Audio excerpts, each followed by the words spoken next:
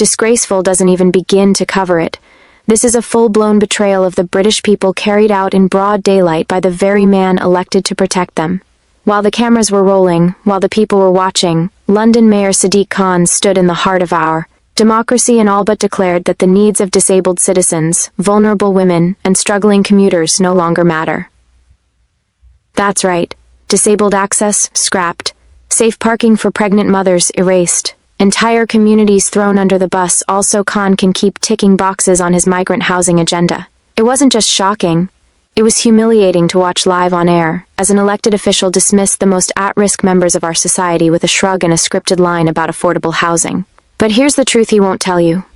These so-called affordable homes aren't going to British families. They're not being handed to veterans. They're not helping the homeless, the single mums, the disabled, or the elderly. No. This is about cramming illegal migrants into hastily thrown-up blocks built on what used to be essential infrastructure. And when questioned, Khan couldn't even bring himself to say that vulnerable women deserve safety, couldn't utter a single word to defend the disabled Londoners who now find themselves completely cut off. This isn't leadership.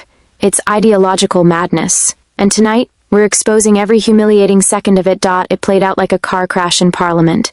You couldn't look away, and yet every second was more painful than the last.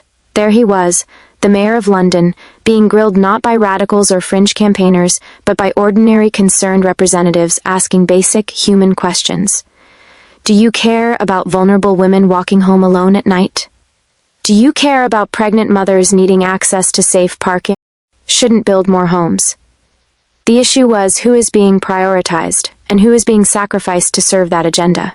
And it's clear now, British women, the elderly, the disabled, the working-class commuters, they're the ones being left behind. Because in Khan's warped world, the needs of long-term residents come second to ideology. He called the car park surplus. Surplus? Tell that to the wheelchair user who can no longer access the station.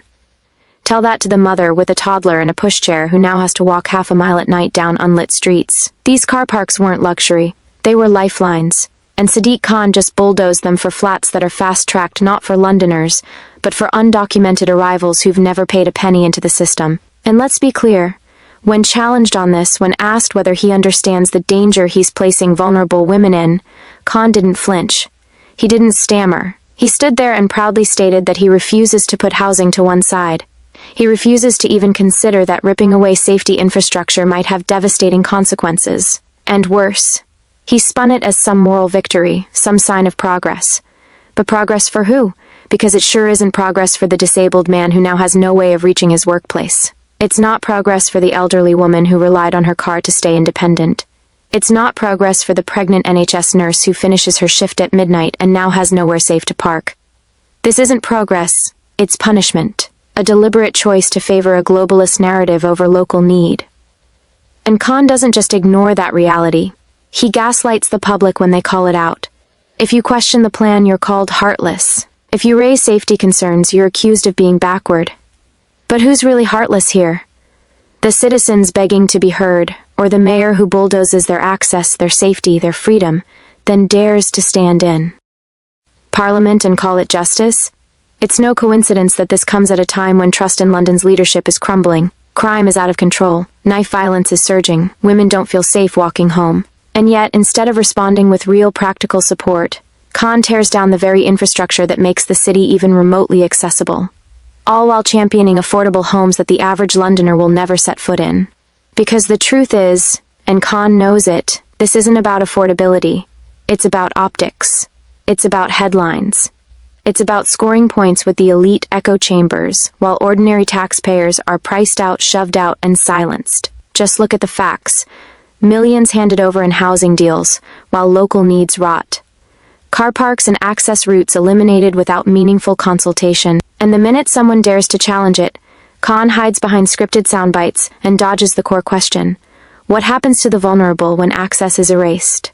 What happens to safety when ideology wins over practicality? But of course, you won't get answers. You'll get another speech about record-breaking settlements and investment in the future. Meanwhile, the present is burning. Disabled commuters are stranded. Pregnant women are scared. And Khan? He's patting himself on the back, ignoring the wreckage behind him. The sad truth is that this city, once the pride of the nation, is becoming unlivable for the very people who built it. And unless we speak up, unless we keep the pressure on, it will only get worse. More car parks gone, more access destroyed, more migrants fast-tracked into housing while British citizens queue outside food banks. This is what happens when safety is sacrificed for politics. And tonight, we ask the question every taxpayer deserves answered. And while Khan plays the PR game, British families are left to pick up the pieces. Again, think about that.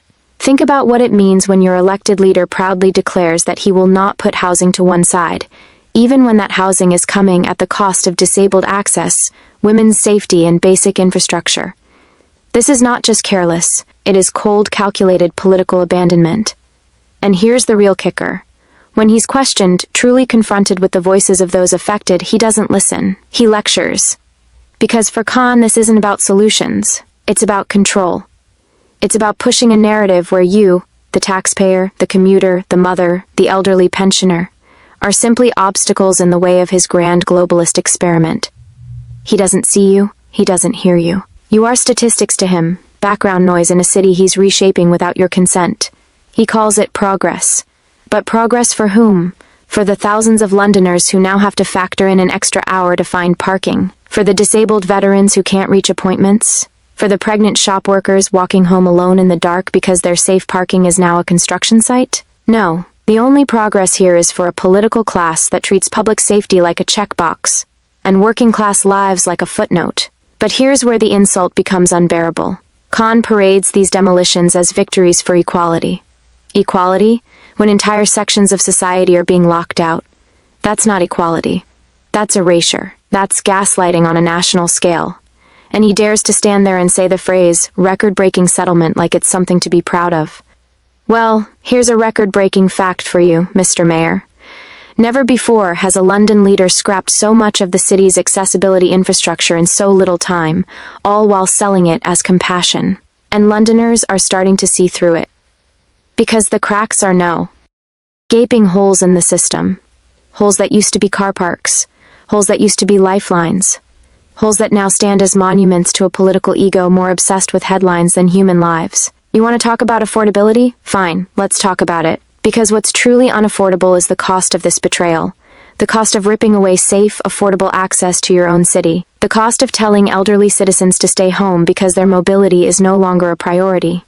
The cost of making women choose between walking home terrified or simply not going out at all. This isn't just bad policy. It's an ideological war against ordinary people.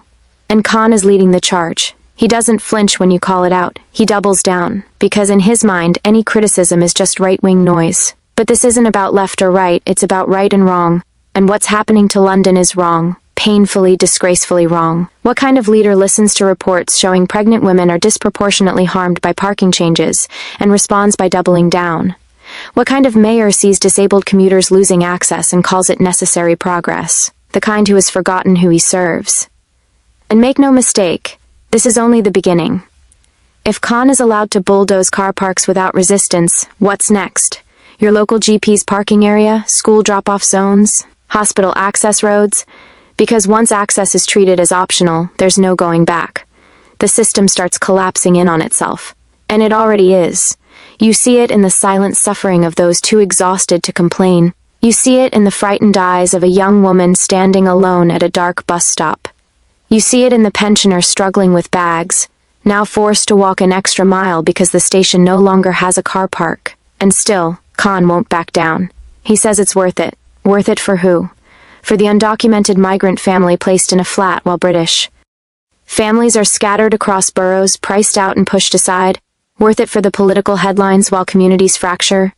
Worth it for a mayor who would rather be adored by global media than respected by his own citizens? Because this isn't the voice of London anymore. This is the voice of unchecked political ambition wearing a mask of compassion. And it's time that mask was torn off. So here's the truth. Londoners are being gaslighted. Their safety is being sacrificed. Their lives are being reorganized by a mayor who has clearly decided whose voices matter, and whose don't.